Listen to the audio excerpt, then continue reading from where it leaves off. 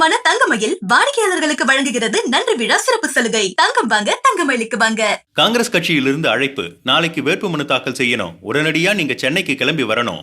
சுற்றி இருந்த நண்பர்களே ஹைதராபாத்திலிருந்து பிளைட் டிக்கெட் போட செலவுக்கு எவ்வளவு பணம் ஏதும் வேண்டுமா என கேட்க, இல்ல என் அக்கவுண்ட்ல 2000 ரூபாய் இருக்கு, போதும் பாத்துக்கலாம் என சென்னைக்கு கிளம்பி வந்து சேர்ந்திருக்கிறார். தமிழ்நாடு காங்கிரஸ் கமிட்டியின் சார்பாக ராஜ்யசபா வேட்பாளராக அறிவிக்கப்பட்டிருக்கும் கிறிஸ்டோபர் திலக் இன்று ராஜ்யசபா தேர்தலுக்கான வேட்புமனுவையும் தாக்கல் செய்திருக்கிறார். தமிழ்நாட்டில் காங்கிரஸ் சார்பில் திருநாவுக்கரசர், தங்கபாலு, பீட்டர் அல்போன்ஸ், சுதர்சன் நாச்சியப்பன் என பலர் ராஜ்யசபா சீட்டை பிடிக்கும் முயற்சியில் களமிறங்க காங்கிரஸ் தலைமையின் சாய்ஸாக கிறிஸ்டோபர் திலக்கே இருந்திருக்கிறார். காங்கிரஸ் தலைமை கட்சியில் இருக்கும் யாராவது ஒருவருக்கு ஒரு வாய்ப்பை வழங்கினால் மற்றவர்கள் பொறாமைப்படுவார்கள், அதிருப்தியை ஏதாவது ஒரு வகையில் வெளிப்படுத்துவார்கள். ஆனால் கிறிஸ்டோபர் திலக் என்கிற பெயர் அறிவிக்கப்பட்ட போது தமிழ்நாட்டுக்கு வேண்டுமானால் அவரின் பெயர் புதிதாக இருந்திருக்கலாம். ஆனால் கேரளா, ஆந்திரா, வடகிழக்கு மாநிலங்கள் என இந்தியாவின் பல்வேறு பகுதிகளில் இருந்தும் பாராட்டு மழையை பொழிகிறார்கள் காங்கிரஸ்காரர்கள்.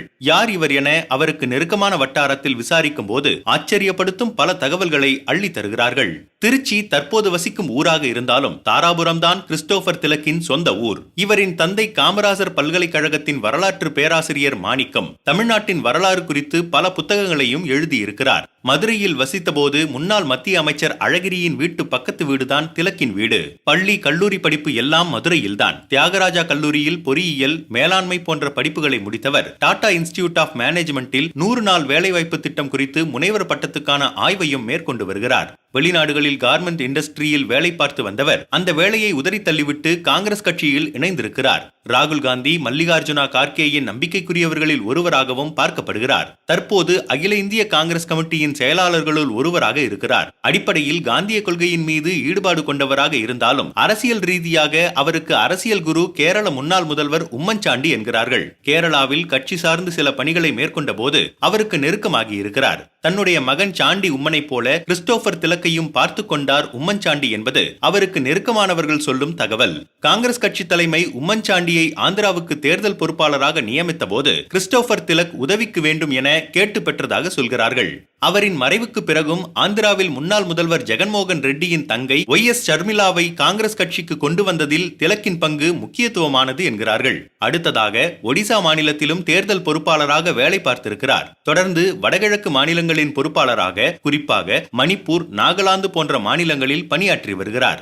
வடகிழக்கு மாநிலங்களுக்கு பொறுப்பாளராக செல்ல கட்சியில் பலர் தயங்கிய நிலையில் தானாக முன்வந்து சென்றிருக்கிறார். மக்களோடு மக்களாக தங்கி வேலை செய்வது இவரின் சிறப்பு என்கிறார்கள். அரசியலை தாண்டியும் பல திறமைகளுக்கு சொந்தக்காரராக இருக்கிறார் கிறிஸ்டோபர் திலக். இவரின் அம்மா வழி தாத்தா திருச்சி ஆல் இண்டியா ரேடியோவில் ஏ கிரேடு ஆர்டிஸ்டாக இருந்தவர். அந்த வகையில் கிறிஸ்டோபர் திலக்கும் முறையாக கர்நாடிக் சங்கீதம் பயின்றவர். மிகச்சிறந்த பாடகர் என்பது அவரின் சமூக வலைதள பக்கங்களை பார்த்தாலே தெரிகிறது.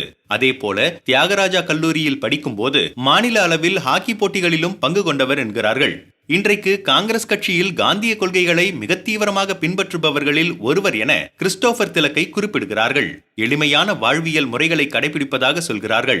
அம்பேத்கர் மீதும் தீவிர ஈடுபாடு கொண்டவராக பார்க்கப்படுகிறார். தவிர அறிவுசார் வட்டங்களில் அதிக அளவில் மதிக்கப்படுபவராக கிறிஸ்டோபர் திலக் இருக்கிறார். தவிர மனித உரிமை சார்ந்த சமூக செயற்பாட்டாளர் என்கிற அடையாளமும் அவருக்கு இருக்கிறது.